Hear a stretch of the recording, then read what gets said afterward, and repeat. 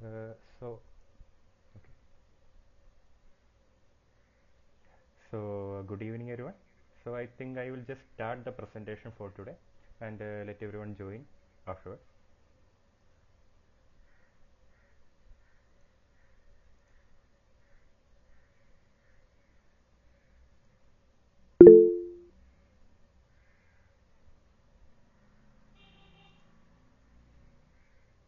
Okay, everyone. So, I think the slides are visible, right? So, anyone if have any issue with the slide, you can speak up. It's visible, right? It's good evening. So, I will just start with the NPTEL problem solving section for cell culture technologies, week 3 section.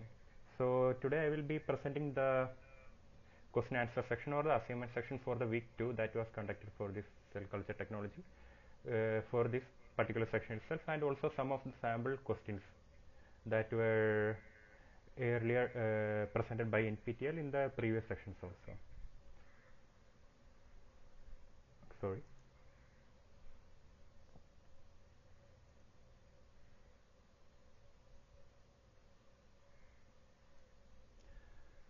Okay. So coming on to the first question, so I thought that some of the earlier doubts were asked within the previous section, previous week. So I thought of clearing that out. Two of the questions I have chosen. So you might have known this question, right? The cryopreservation of cell is done at this temperature below 130 degrees, minus 130 degrees Celsius. This we have discussed earlier. So the obvious question to this answer is that when we are doing a cryopreservation, right, what we are doing is that we are taking a cell culture that is proper, that is viable, and from that a particular concentration of cell is taken, and then cryopreservants are added, like DMSO as well as glycerol or any other type of ethyl glycol and all. These are usually added, right, and then it is put at a low temperature so that it can be stored for a long time, right. So the question was that if you are freezing the cells at that particular instant itself, right? So does the cell gets that freezing, rapid freezing, and then it becomes the rapid freezing when it is rapidly frozen? Then chances are that the viability of the cells are lost because of ice crystal formation, right? Even though cryoglycols are added to it. So that was one of the question, right? So and it was added that is there any mechanism to particularly slow down the cooling temperature so that the cell from its innate temperature or its ambient temperature slowly goes down into a state that it can be cryopreserved. So for this answer I will just show you the step for cryopreservation of cell lines. Okay. So this particular cryopreservation step starts by harvesting or selection of the material, right? For that you need to set up the primary culture, you need to do the passaging and all, and from that passage culture you need to harvest the or select the particular material that you need to store, right, to probably the cell culture here. So in that case you have to check the viability of the cell. It has to be properly viable. It's not that it is 100% viable. Some of the cell would die off, they might enter into a death phase and all. So and also you need to check the cell viability, and also you need to show that the cells are at log phase. So you know that the log phase the cells are rapidly growing, right? It is also called as exponential phase, sorry. So in that case the cell divides and the growth curve actually goes in a proportional way also, right?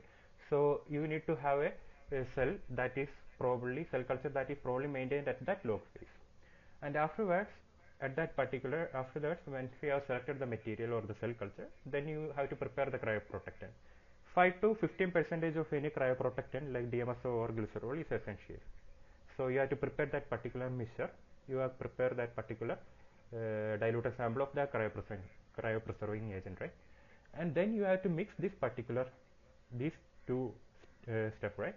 So you have to mix the cells with the cryoprotectant, and after that you have to aliquot into cryo vials. So when you are storing it at a low temperature, right, you have specific materials that can withstand that particular low temperature, right? If you are just putting a plastic bag in a minus 80 or any low temperature, chances are that after some time it will start cracking up and all. So you probably don't want that. You have to have some specialized vials or materials that could probably store this particular cell culture with the cryoprotectant, and also could withstand this low temperature. So these particular materials are called as, or containers are called as cryo vials. And after that, then once you have added that into a cryo vials, then you have to do a controlled freezing. It's not like you have, when from the ambient temperature you have to put it in -80, right? You have to have some controlled freezing and all. So in this case, there are several technologies that have been developed, like cool cell cool or cool cell technology that have been developed, that actually lowers the temperature from that ambient room temperature up to -80 degree, so that the inclination of temperature is about 1 degree per minute, right? 1 degree Celsius per minute. So there is a controlled reduction in temperature, so that it reaches from the ambient temperature to the lowest temperature -80 degrees Celsius, right? So in this case, this prevents the ice crystal formation there. And this is why this particular control freezing is necessary before you are storing a sample at to like less than -136 degrees Celsius and all. So after it has reached -80 degrees Celsius, it is then transferred to a liquid nitrogen storage, which is you know the temperature of the liquid nitrogen, right? Is really less, up to -196 degrees Celsius it usually takes. And for in this case, it is stored for a long time. So this is how it happens basically. First you have to harvest the cell line, you have to culture that, and then you have to prepare the cryoprotectant, and this diluted cryoprotectant mixture you have to add the cell in a particular concentration, then you have to transfer it into a cryo vials, then you have to do a cryo freezing, where the temperature is reduced from the ambient temperature to -80 degrees Celsius in a 1 degree Celsius inclination per minute, declination per minute, temperature declination per minute. And then afterwards, once it reaches -80 degrees Celsius, it is then transferred, the cryovials are then transferred to liquid nitrogen for long time storage. So I hope this answer is clear. So anyone has any doubt? This was actually asked, a question was asked last time, so I thought that just to clear it out. So does anyone has any doubt? No, sir. Thank you for clearing the doubt. Yes, sir. Yes, thanks. So another question was also asked, like you might have, if you attended the last class, you might have seen this question.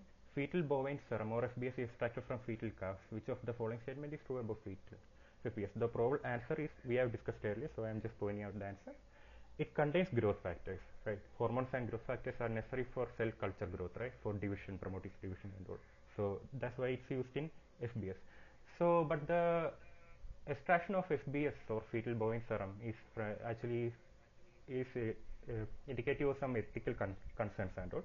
Like it is extracted from fetus, right? Basically, once the cattle has been slaughtered, then the blood from the fetus is extracted from the heart by cardiac puncture. So basically, a large amount of blood is drawn out, but it is ethically inhumane, right? So one question was asked that basically, is there any alternative to fetal bovine serum or FBS? So I will just point out the answer. So some of the alternative to fetal bovine serum are chemically defined serum-free media, human platelet lysate, or earthworm heat inactivated coelomic fluid. So just for your knowledge, I'm not sure you have to go into this depth. So as if it was asked, so I'm just clearing out the doubt.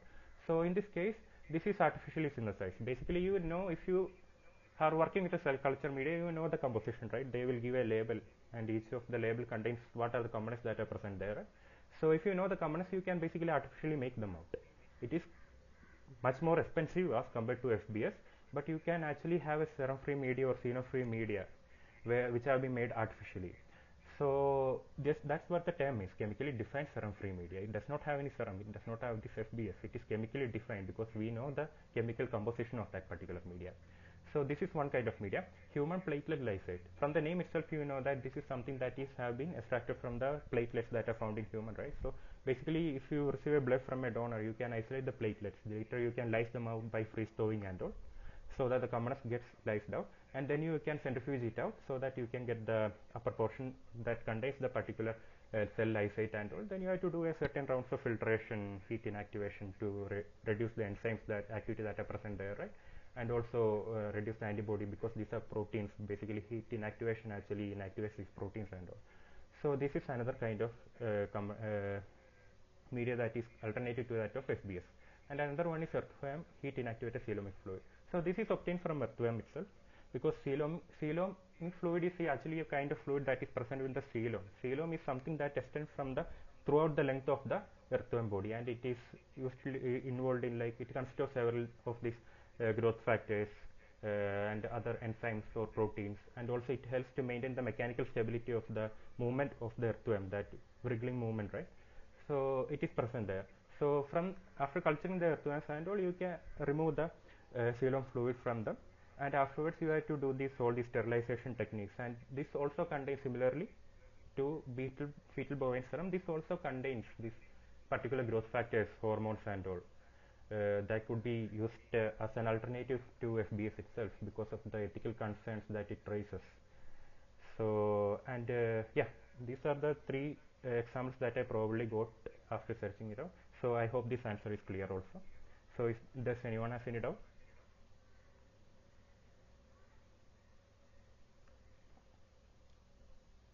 Okay, then I will move on to the next question then. So I will start with the week 2 questions. So some of the sample questions I will also be discussing, and some of the new questions that have been for this particular assignment section itself. For question 1, in culture media, which is used as a source of what for glycolysis? So carbon glucose, nitrogen ammonia, glucose carbon, or lactose carbon, which might be the answer. Okay, option 3 I am getting. Any other answer?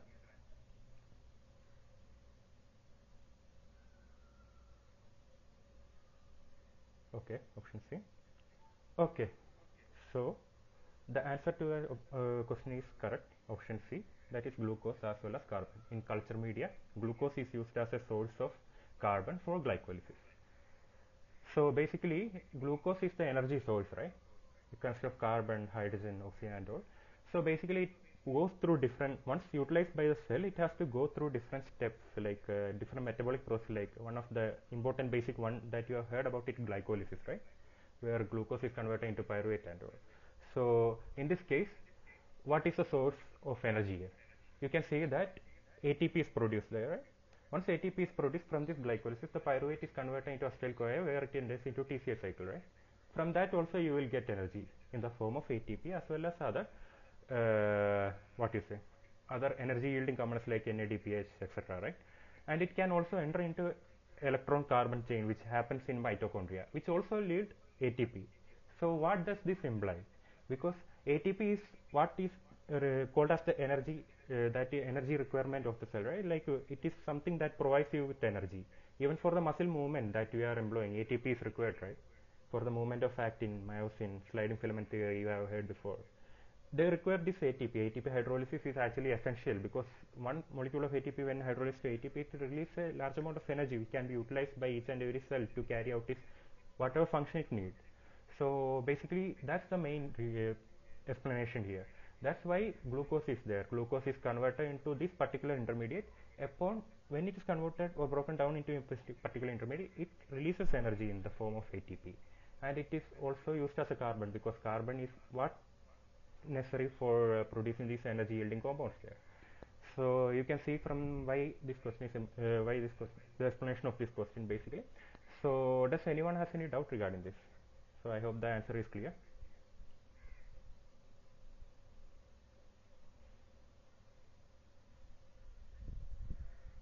Okay, so I think the answer is clear. It's a basic question, so I will just move on to the next question. So question number 2, which of these can be used as a low cost substitute for separate sterile room, waste bin, sink, laminar flow hood, or incubator? Which might be the answer? I'm getting option 3, Laminar. laminar flow hood. Any other option? Yeah, I think majority of you know the answer is actually option C. So basically, I'm showing you a just picture of the laminar airflow. Basically, if you have like in the week 2 section, right? Like you have heard about start talking about the lecturer actually talking about some culture room, right? So basically, inside the culture room itself, some of the basic requirement is the presence of this laminar air hood because it's actually a cabinet. It's like a separate cabinet or a sterile room as compared to the culture room as you're using. It doesn't have the much of the applications or advantages that a normal big culture room does, but it is quite useful when you are doing a cell culture and all in order to maintain a particular sterile environment and all, which is probably decontaminated. So basically, this is a sterile. This is a laminar air hood. You can see that one person is working. Is just a picture for your information. So inside there is space there, so you can put up your culture media and each and everything inside the hood, so that you can carry out the cell culture incubation or anything that you need for your experiment work and all. So I'm just going into some of the details of this laminar hair hood. For this you need to have an enclosure. So you have seen this image, right? So it's enclosing each and everything that is inside. It's actually covered within each and every side, and there is only a front opening there from you can work inside. So all the other sides or back or the top or the bottom is actually sealed away from the environment. Only the region that is from the front is actually opened up. Sometimes in some case of incubator, if you look into biosafety levels and all, some of the incubator doesn't open at all. There is a small gloves where you can put your hands inside and then work from the inside, so that the sterility or the sterile condition inside the hood is maintained there. So you need an enclosure first, basically made up of stainless steel and all, to prevent the contamination as well as promote facilitate cleaning. So if you need to clean the laminar air hood once it has undergone some kind of contamination, or you can easily clean it out using several methods like UV sterilization, chemical or ethanol sterilization, etc. Or you can fumigate the culture room, and so the hood will also get fumigated so that it can be decontaminated out. You need a work surface, right? There's a small flat surface on the hood where you can work at. You can keep your pipettes, you can keep your tips, you can keep your media buffer, whatever it is necessary, even your petri plate and all. So you can easily comfortably put your hand inside and then work your way up whatever you want to do. And there is also a fan or a blower, so whatever, and also a filter, probably known as a HEPA filter, right? So high efficiency particulate air filter or HEPA filter. So you know that what is kind of filter is, but basically it can like when the fan is working, right, then after comes the HEPA filter. So when the fan is actually blowing the air inside the hood, it actually passes through this HEPA filter, or it can be from the top or it can be from the back of the laminar air hood itself.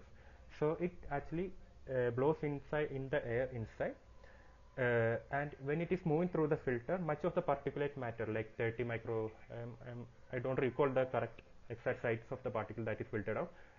Above this particular particulate matter size, the HEPA filter actually removes all this particulate matter from the air, and then it blows the air inside, and there is an outlet that can remove the air outside, and from that the air actually blows, and it actually provides like an air curtain inside the laminar air hood, because the air is coming from the back, then it is moving towards you, or it coming from the top and then slowly moving towards you, right?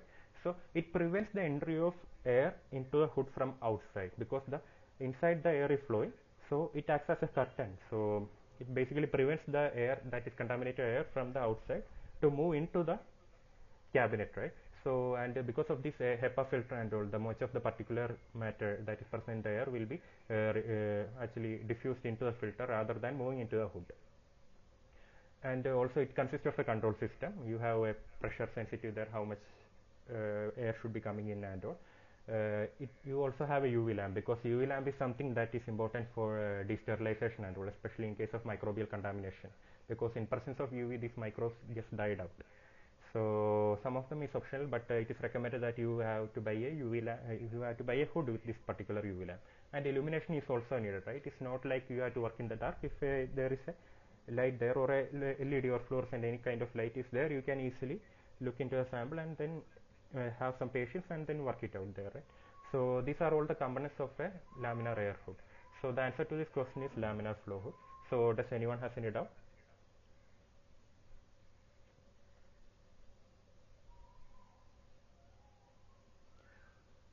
Okay, so I will move on to the next question. Question number 3. Which factors should be included while choosing a hood for cell culture facility? What would be the answer to this question?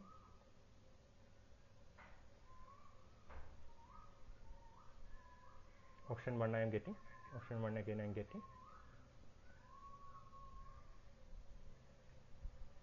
Okay, so the answer to this question is at least 4 feet into 2 feet working space per person, right? So I will just move on to the previous slide. You can see that there is a laminar air cabinet. It has a adequate space, but it not like there should be any additional space that you should be present there, right? So because you when you are sitting inside a laminar air hood, then you should also have that efficiency to move to each side, right? Sometimes you have to move there, sometimes you have to move there. You have to pick up stuff from each and every side, right? So it is, if it is much less space or if it is crowded, then you cannot probably do that. Then it will also cause some work imbalance and all that you probably don't want. So there is a specification that this particular at least 4 feet into 2 feet working space per person should be there in the cell culture facility while choosing a hood for the cell culture facility, because you need to move there, here and all. If you want to take something out, if you have forgot to take anything out, then you have to do that basically. So for this particular requirement it is quite essential. And also when you are working in a hood, it is recommended that only one person at a single time should work in the hood itself, because of this all movement constraints and all. So there it shouldn't be noisy, because it will cause some lab problems and all. High vibration level, because you cannot do that, because you are keeping some cell culture, you keeping that buffer, and if there is high vibration level, then chances are that it might move here and there. So and it will also affect your work and all. So it wouldn't progress even at all. So it's better that you avoid, if you choose a hood with this low vibration level, it would have a vibration because the filter is working and all, the fan is on and all, so it would have some vibration, but it's better to minimize this up to a particular level. And UV light facility, as I said, because it is essential for decontamination process and all, it's better that you choose a hood with a proper UV light facility, so that you can work on stuff and all. So does anyone has any doubt regarding this question, or should I move on to the next one?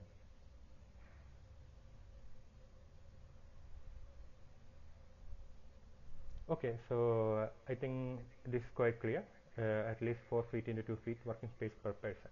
So I'll just move on to the next question.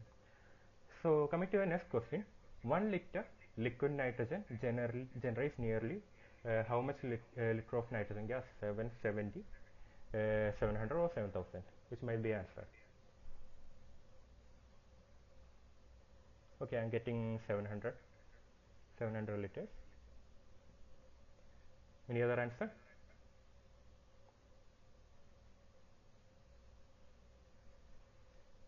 Okay, so the answer to your question is 700 is correct.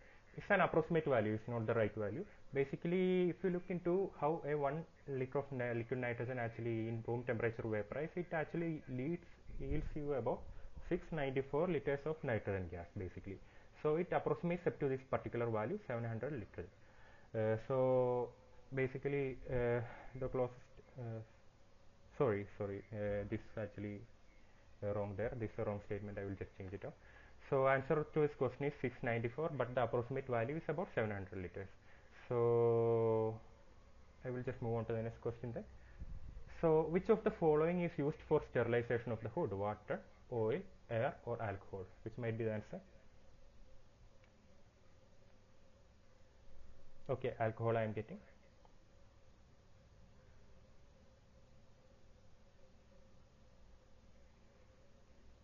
Okay, so the answer to this question is alcohol itself. So basically what alcohol itself does is that basically you know that if you look into a cell, right? So the cell membrane consists of several proteins that are present outside, and also if you look into the inside of the cell, there are also proteins like enzymes, several different kinds of receptors and all. So whenever this alcohol, when we are sterilizing it using alcohol, this denatures the cell membrane because it interacts with the protein as well as the plasma membrane there to lyse it out. And also once the denaturation of the protein is present, the ethanol actually disrupts the hydrogen bonding as well as hydrophobic interaction, because the protein has to maintain a three-dimensional structure, right, to perform its function. So that three-dimensional structure along the sequence of the protein provides that particular functionality of the protein.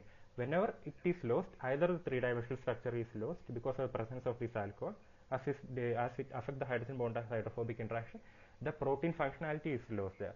So if the protein functionality is lost there, then the cell viability is getting affected there. So when the cell viability is getting affected there, chances are that the cell will get lysed out. So basically this ethanol is used as a chemical sterilizing agent, especially for bacterial as well as other microbial contamination. Basically if you enter into a hood, you basically wipe your hands with this ethanol. You put some, about 70 to 80% ethanol is used basically, and you pour some drips of this ethanol, and then you basically wash out your hands, so that within your hand there is no contamination there. And also when you are cleaning a hood also, right, when you put some ethanol here and here, then you take a tissue paper which is sterile and then you just wipe it out slowly. Take some time and wipe it out slowly so that anything remaining within that floor of the hood is getting decontaminated there. That's why ethanol is always used within the hood for any kind of cell culture before you are inoculating that into a particular medium or you are doing any type of particular experiment itself. So I think the answer to this question is clear. So anyone has any doubt or any, should I explain it once more? Any clarity is needed?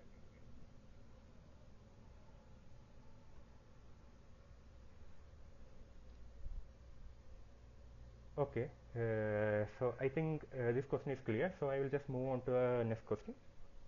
Higher level of oxygen in cultures can be toxic due to more solubility of oxygen in the media, depression in free radical, drop in freezing point, or increase in free radical, which might be the answer. Okay, one answer that I got is increase in free radical. Any other answer?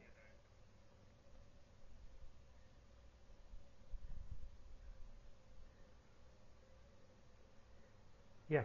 So answer to this question is increase in free radical. You're right. So basically, oxygen, whatever, if you are providing anything like excess, if you are doing anything excess, then it will always create some problems in between. So you cannot provide any oxygen to a culture which is about an optimal level. Then it will lead to this particular formation of free radicals. And why is this free radicals important? Because free radicals are something that disrupt the normal functioning of the cell, and then it cleaves it out. Basically, it destroys the cell out, disrupts the viability of the cell.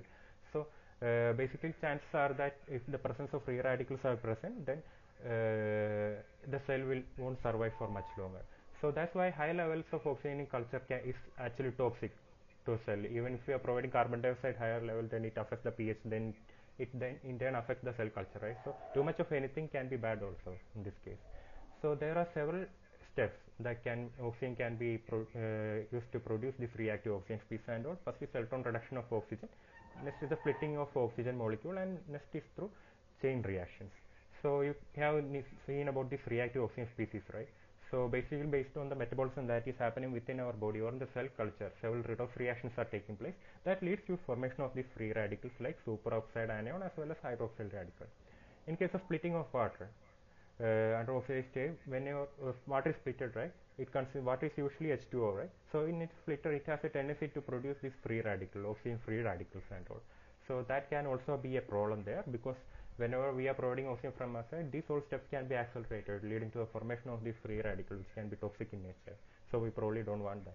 And chain reaction, once these free radicals are formed, right, so tendency is that it can affect other stable molecules. Molecules that are even stable can be affected by this particular free radical, oxygen free radical, and then it can lead to formation of new free radicals like a nuclear fission, right? Like in case of nuclear reactors and all, you know that there's a chain reaction, atoms are bombarded with another atom so that it can split up. A similar reaction happens here also, so that large amount of free radical composition or concentration gets increased within the cell culture, that can lead to this reactive oxygen species formation, or more probably it can become toxic to the cell. So you probably don't want that. So higher level of oxygen in culture can be toxic due to increase in free radical. That's the answer to this question. So anyone has any doubt?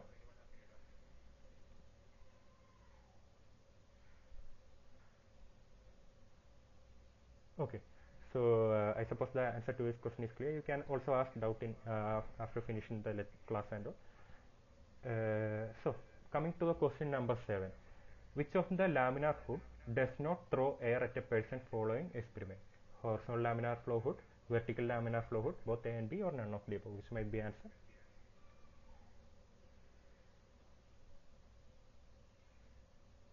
Option 2. Getting option 2, any other option? Or anyone has any other answer?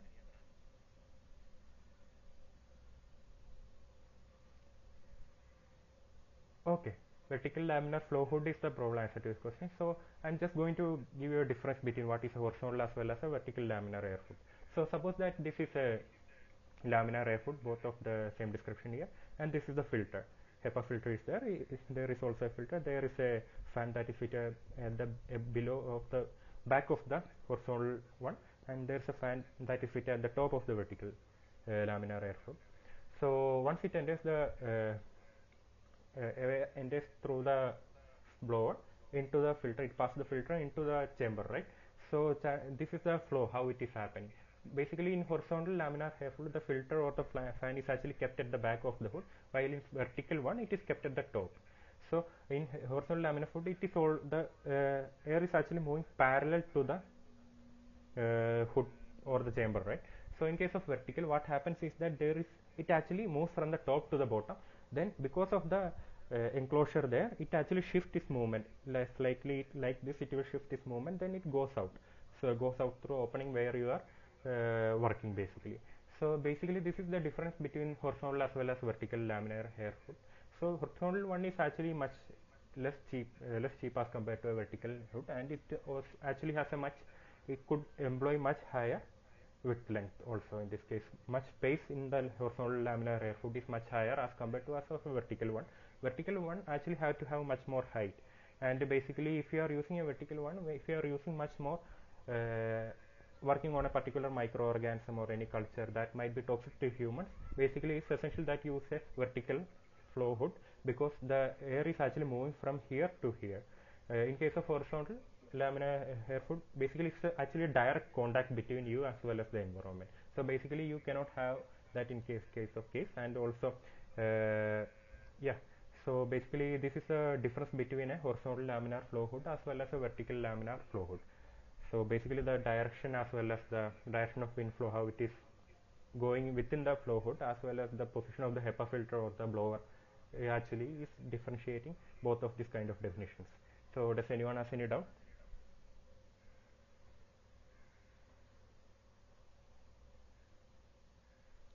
Okay, so I think this is quite clear. So coming on to the next question. Sterile liquid should be stored at room temperature 4 degrees Celsius, minus 20 degrees Celsius, minus 80 degrees Celsius. Which might be the answer? Option 1 is the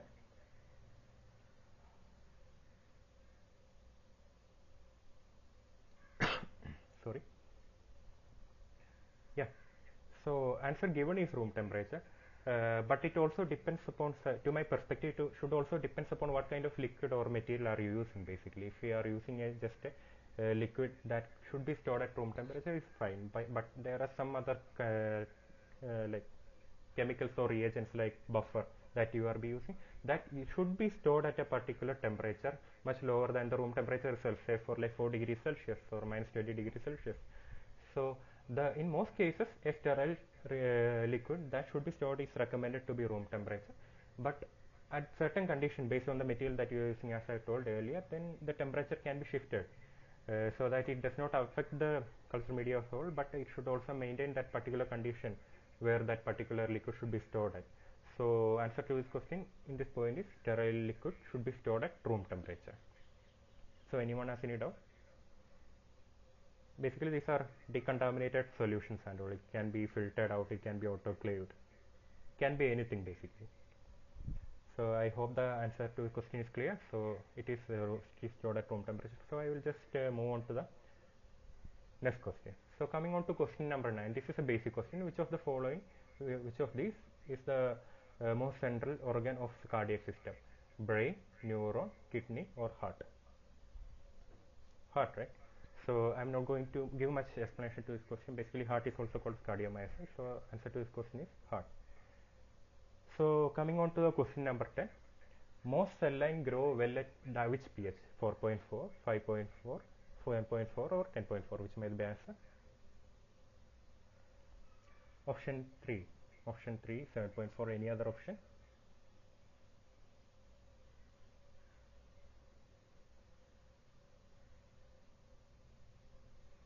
Yeah. So basically the optimum temperature for any culturing any kind of cell culture is about pH 7.4 because it considered as a neutral pH, but it's slightly lineated towards the alkaline nature, right? Because if we are considering pH 7, it's actually lineated between base neutral condition, right? If you are moving slightly higher, 7.4, 7.5, it's slightly alkaline. If it is moving less, 6.5, 6.4, it's slightly basic, acidic in nature. So that particular scale is there, what defines a pH. So basically 7.4 is the optimum temperature, pH for any cell line to grow. But in case of other cell line, it is different. And this particular mammalian cell culture that we are basically working on requires this slightly alkaline environment, that is pH 7.4, that it prefers to grow in this particular pH and all. And also some other transform cell lines actually prefer a more slightly acidic pH range of about 7.0 to 7.4, these transform cell lines and all. And also some other fibroblast cell line can tolerate up to 7.7, much more alkaline condition they can actually tolerate. But the standard pH that is required for growing any type of cell line is about pH 7.4, and that is maintained in each and every cell culture when you are providing a CO2 incubator. And all CO2, you know that CO2 that is provided from the outside into the incubator actually maintains the pH of the cell culture, even though the cell is a metabolically active state, so that it doesn't move on to the much of the acidic range, but it will slightly maintain in this between this buffering range and all, with the presence of these bicarbonate ions that are present within the media and all.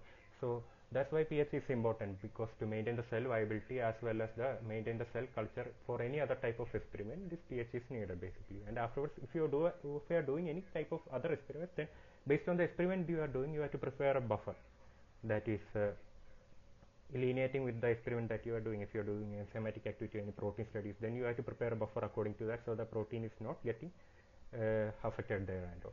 So does anyone has any doubt regarding this question and all? So the answer is 7.4.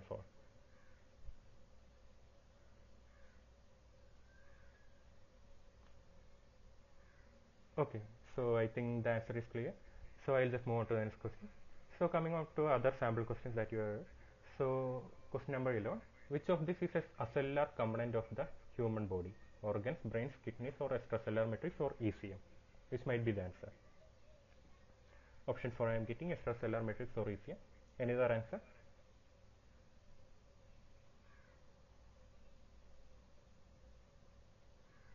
Yeah. So the answer to this question is extracellular matrix.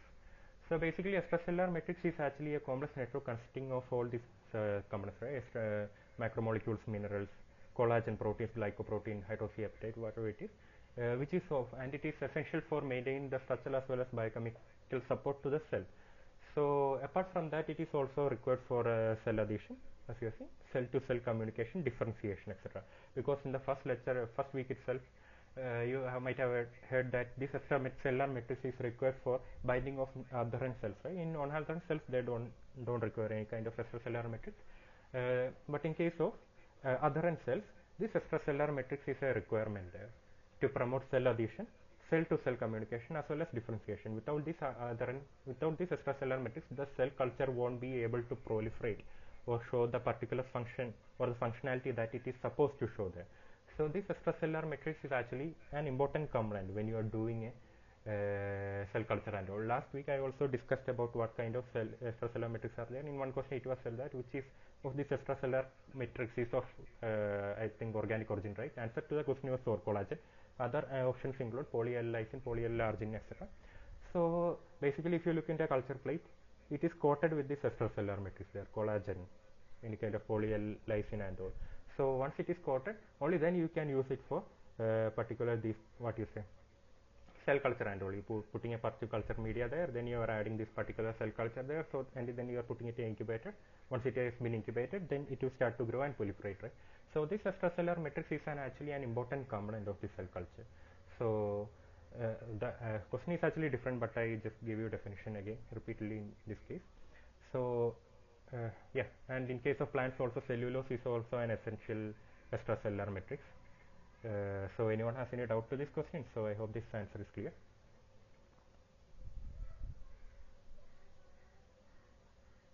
Yeah, so this is a basic one. Basically, you can answer this question from the question. So I will just move on to the next slide. So question number 412. The proliferation is increase in size of cell, increase in fluid content of the cell, increase in opacity of the cells in the culture, increase in the number of cells in the culture, which might be the answer. Proliferation. Basically the definition.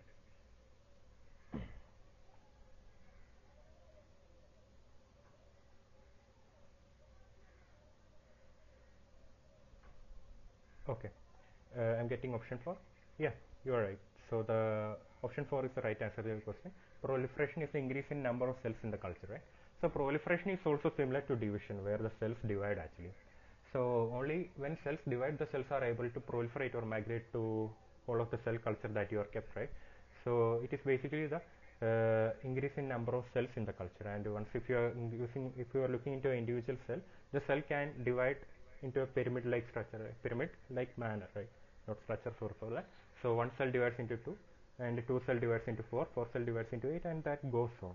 That is called as proliferation. And when your cells are dividing, you can see the in microscope and all. When you are checking the confluency and all, if the cells are proliferating, then the confluency will also increase there. So proliferation or division is proliferation is the increase in number of cells in the culture. So anyone has any question related to this? Basically, if you have any doubt, you can speak out.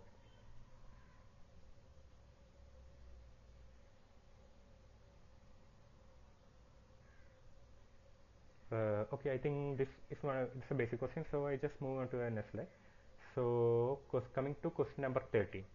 Which of the following are the phase of cell cycle? Interphase and meiosis, interphase and mitosis, intraphase and meiosis, intersection and mitosis. Which might be the answer?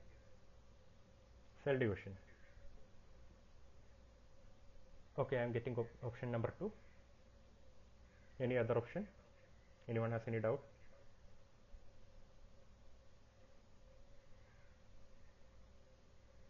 Yeah. So this answer is quite obvious. The answer is interphase as well as and mitosis. So this is the diagram. This I have shown repeatedly also, but I will just repeat in this case. So basically you can see that the cell division of any bacteria or any other organism actually consists of two phases, mitosis, this one, as well as the interphase. So the mitosis consists of all these phases, the prophase, metaphase, anaphase, and the mitosis actually consists of these four different phases. Then it followed by cytokinesis. The prophase, the chromosomes and all everything condenses. Metaphase, it starts to divide, the chromosomes start to separate out. In case of anaphase and telophase, this is complete, and in case of cytokinesis, the divided chromosome and all, everything with the cell actually get divided into two different progeny cells. So if you are starting with the one mother cell at the beginning of the prophase, then you will have two at the end of the cytokinesis. So this is basically the metaphase stage. So it is also called as cell division phase, because only the name itself suggests that it is the phase where cell division actually takes place. Then after cytokinesis, the cell actually moves into what is called as three interphase stages, that is G1, S phase as well as G2. You can also add G0 phase is there because it is also part of this particular interphase stage. So once it divides into cytokinesis, it can enter into G1 phase. So cell have two different phases here. Either it can enter into a G0 phase or it can enter into a S phase there. So if it is entering into a G0 phase, then it gets differentiated. So in the differentiated stage, then the cells start to perform some specialized functions.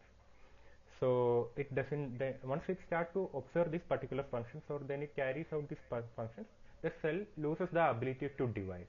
So it is confined within the differentiated stage. So otherwise, if it doesn't go into G0 phase, it can go into a S phase, or the synthesis phase, or the phase where the DNA replication takes place. If you enter into the S phase, then the cells have to generate certain proteins or molecules that are required to enter into S phase, that is required to carry out this replication purpose and all, right? So because in S phase DNA replication takes place. So once these are produced within the G1 phase, it passes through the checkpoints. If it doesn't meet the requirement, then a cell can either die out, or it has to undergo some other changes also. Then after it is passing this checkpoint, it that enter into S phase or DNA replication phase. Once DNA replication phase take place, it can enter into a G2 phase. This is also called as a preparatory stage for mitosis, where the other proteins that are required for these particular steps to be carried out, like condensin proteins and all, are produced within this G2 phase. Once these are produced, the checkpoint checks whether these requirements have been met. If it has been met, then it undergoes another step of mitosis, so that another cell division takes place in this case. So the answer to this question is interphase and mitosis, because the cell division has actually two phases, interphase and mitosis. Meiosis we will come into the next question and all. So anyone has any doubt?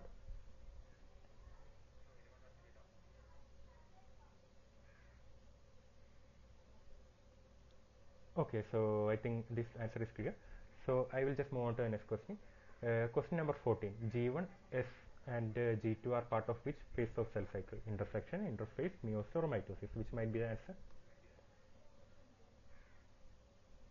Option 2, interphase. I am getting option 2. Anyone has any other option or any other answer to this question? Basically, I have discussed it in the previous slide itself. Interface. Okay. So the answer to this question is interface. So you can see that I'm not getting into much detail repeating it again. So basically there are two phase, interface and M phase. In case of interface, there is G1 or G0, G1, G0, S and G2 phase. Basically this answer to your question from the diagram is quite clear. So I will just move on to the next question. So next question, question number 15. So mitosis is cell division for with what, and meiosis is cell division for what? Both are cell division. Okay, I am getting the option 2.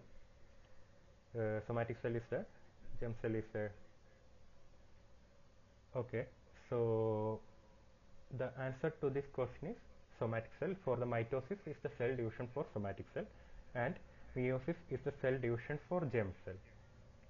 Basically, can any one of you tell me what is the difference between a somatic cell as well as a germ cell? If you can speak up, no issue. If it is right or wrong, no issue at all. But does anyone of you know what is somatic cell as well as a germ cell is?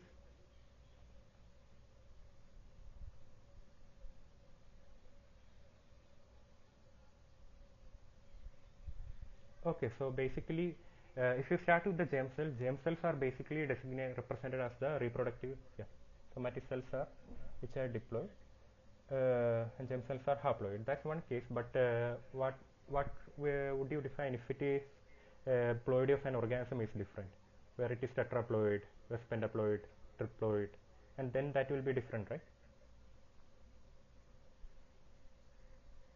Yeah. So basically, you have to look into not by the ploidy. Ploidy can be differentiated when you are comparing two, but it doesn't mean that it can be diploid or haploid or tetraploid or pentaploid. It depends. The ploidy of the organism depends on the particular organism itself, right? So if you are looking into a germ cell, they are probably reproductive cells, right? Somatic cells are cells that are actively dividing within our body. Skin cells are somatic cells, etc. And these are all type of cells that are present in there, and their ploidy is differentiable. But if you are considering that if a somatic cell has a ploidy of 2n, then germ cells would have a ploidy of n. It is quite the half of that of somatic cell, and that's why it's different basically. Mitosis is actually a cell division for somatic cell, and germ cell utilizes this particular meiotic process and all. So this is basically a diagram that I'm just showing. So you can see that in case of mitosis, if you start with the this particular diploidy, right? Suppose that 2n is equal to 4. In this case, it has 4 different chromatids there. So if you are ending up in the mitosis, you can undergo prophase, metaphase, anaphase, telophase, cytokinesis. It can enter into one cell, can divide into 2 different cells, right? The ploidy of this particular cell, progeny cell, will be similar to that of the parent cell itself. While when a cell, a germ cell or a reproductive cell is undergoing meiosis, what happens is that there are 2 different kinds of meiosis, right? Meiosis 1 as well as meiosis 2. So once it divides, the number of cells actually gets divided into 4. Actually, in this case it divides into 2. In this case it divides into 4. But what happens is that the ploidy of the cell that was present first is getting out. In this case, you can see that in this case 2n starts with ends with 2n. In this case 2n ends with n.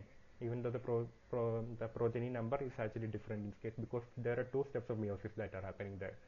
So this is basically the answer to this question.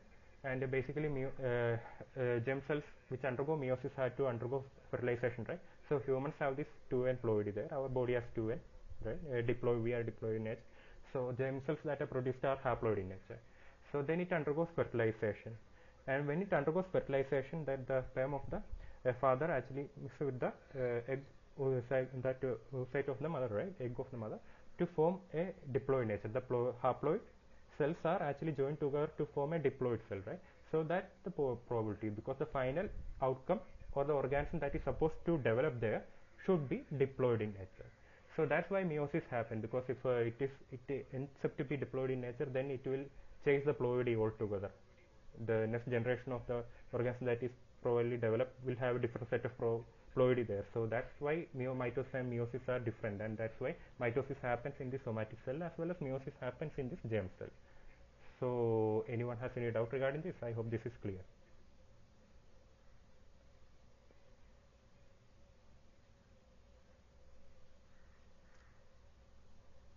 Okay, so I think this answer is clear. So I will just move on to the question number 16. When a cell undergoes multiple rounds of cell differentiation, its potency decreases or it increases, it doesn't change, none of the above, which might be the answer.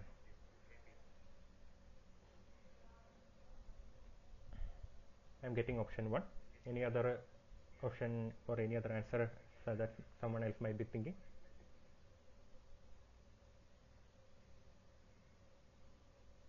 Okay, so you are right. The answer to this question is option number 1. That is potency of the cell that undergone differentiation decreases with each round of cell differentiation. So basically, potency is is a term that is used to describe to a cell's ability to. You can see that here, cell's ability to differentiate into other cell type. Basically, you have heard about stem cells like embryonic stem cell, pluripotent stem cells, totipotent, etc., multipotent stem cells, etc. So basically, if you are starting with an embryonic stem cell, right, it's basically totipotent in nature. It can give rise to all the cell types that are present in a particular organism. So once it undergone into formation of different stem cells, right, then it cannot regain its totipotency.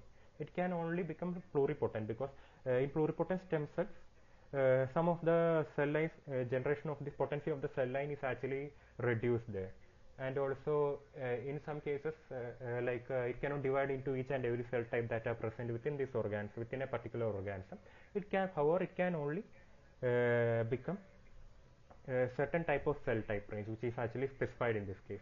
So basically, within each rounds or multiple rounds of cell differentiation, when the cell gets specialized each time, there that continuum actually leads to reduction in this cell potency in nature. It can only differentiate into particular cell type. After multiple rounds, chances are that this potency will get decreased, and most of the cell line won't even grow at all. So that's why we need to take care that how much rounds of multiple or rounds of cell differentiation the cell culture has carried out, and how much potency is within that remaining. Basically, we can understand because whether it can be divided into a more specialized or a less specialized stage, that you can you can see from understanding the potency of the cell line through multiple rounds of cell differentiation and all. And also, like if your cell is dividing for a long time, chances are that the telomere end of the chromosome gets shortened out, or the DNA gets shortened out, and that can also lead to other phenotypic changes might be affecting the cell differentiation and all, and also potency. So I think the answer to this question is obviously clear. When a cell undergoes multiple rounds of cell differentiation, its potency decreases. So anyone has any doubt or any query need to ask basically?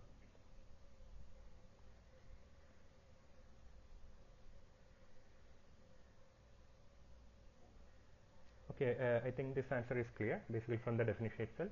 So I'll just move on to the next question. So coming to the question number 17, the cells are cultured in a medium with phenol red. If cells are metabolically very active, the medium will turn red, pink, yellow or white, which might be the option for the answer.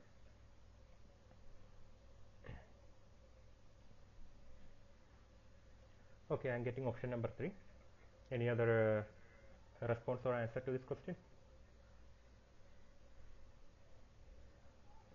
This question I think I have taught you in the last class itself, phenol red, how it assists at different pH and all. So the answer to this question is yellow. Basically you are right, option number 3 is yellow. So if the cells are metabolically active, the medium will turn yellow because of the presence of phenol red there as a pH indicator. So basically phenol red, I am just repeating this from the last section. So phenol red is known for its ability to color change based on the acidity or the alkalinity of the solution. So basically some of the media are ready-made with this particular phenol red. Sometimes you need to add from this outside if you are making a media, and it is soluble in water ethanol, so it is hydrophilic in nature, so it is also soluble in the culture media that you are providing basically. So and in different pH, so basically it's a pH indicator, right? So if it's a pH indicator, based on the pH it should show some response, right? Basically in this case it shows that color change response, right? So at pH below pH 8, suppose that I start with pH 6.8, it exists as a Swift-ionic form, meaning that it is the pH where it exists as a Swift-ion there. That is the isoelectric pH where even though the molecule possesses a charge, the total charge of that particular innate molecule sorry, sums up to be 0 there. So in this case, it exists as a orange-red color.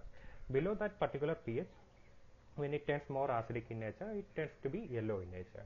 And when the pH actually increases from 6.8 to 8.2, there is a gradual transition. It's not that it changes from one color to other within a certain instant. It actually transitions from the orange-red to red color. And above pH 8.2, it exists as a pink or a fuchsia color there. So basically from the if you are providing a phenol red into a media and you are culturing and incubating it out, after some time you take up the cell when it is actually dividing and all, you can see that the color change is there. If the color change is there, it dictates that there is change in pH. However, if you see a metabolically active cell or a cell culture there, chances are that because of the metabolism that is taking place in there are several metabolites that are produced there because the cells are actively consuming the media to produce these end products and all. So metabolites will be produced there. There will be several waste materials that are produced there. That in turn makes the culture slightly acidic there. So in this case, in normal case, it's not at the orange red color. So because of the presence of this metabolite as well as this waste material, chances are that the pH will tend to be more acidic in nature as compared to that of neutral Swift-ionic form in nature. So if it is severely acidic in nature, then it becomes yellow in color. So, answer to this question is here. The cells are cultured in a medium with phenol red. If the cells are metabolically active, that medium will turn yellow in the because of the presence of the phenol red, because of active metabolism that is taking place there. So, anyone has any doubt?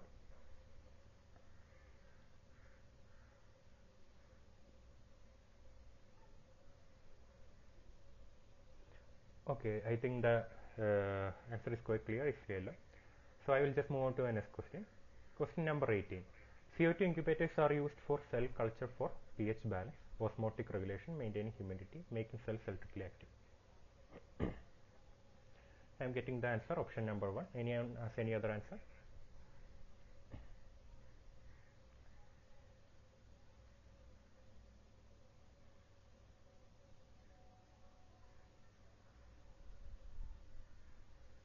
Okay, so the answer to this question is pH balance.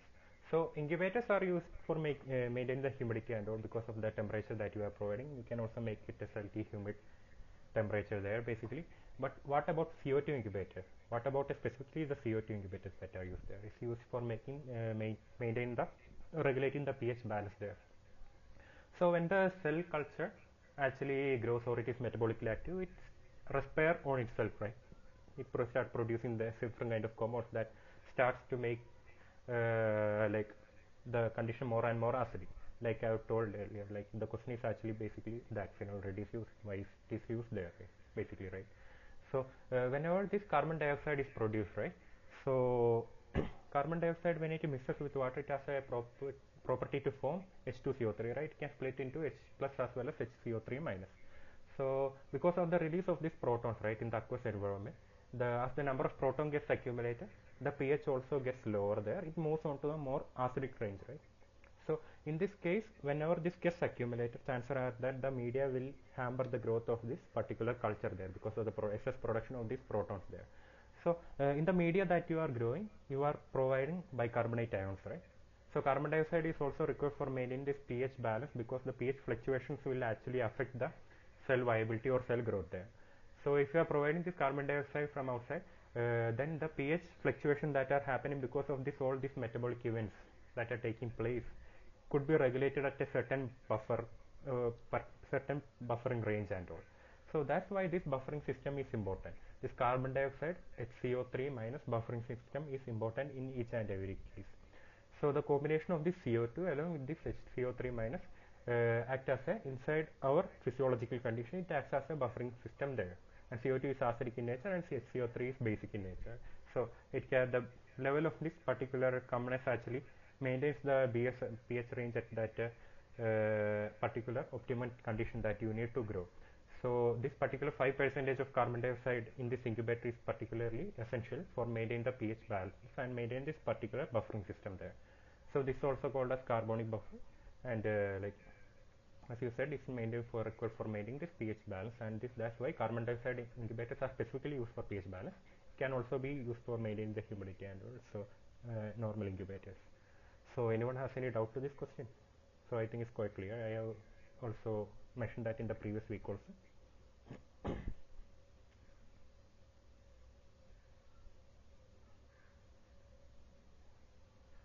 Okay, so if there's no doubt, then I will move on to the next question. Then question number 90. So dash implies that the specialized properties of the cell are lost irreversibly. Differentiation, selection, adaptation, de-adaptation, or de-differentiation, which may be the answer. This is has been asked before also.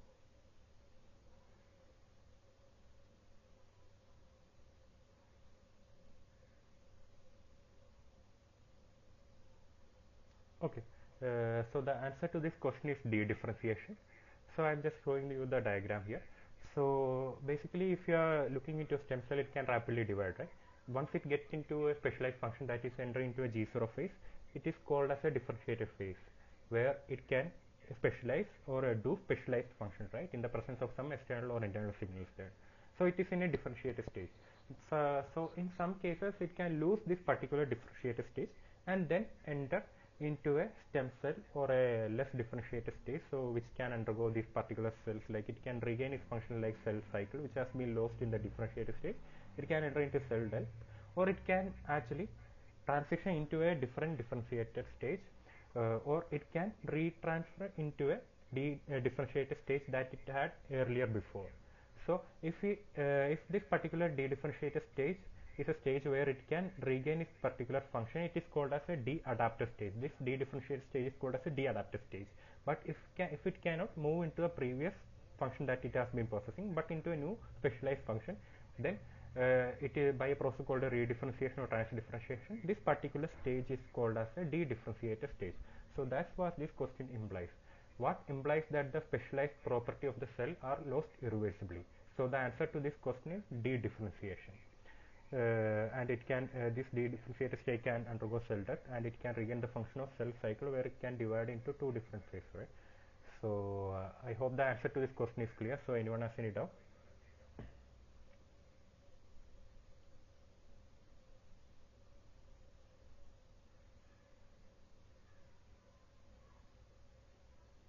Okay, so I think let's just wind up with these particular sample questions as well as the previous question for today. So from the overall lecture that you have took today, so does anyone have any doubt regarding this, or any from previous question that you have discussed, or anything from that might have come up to your mind at this point?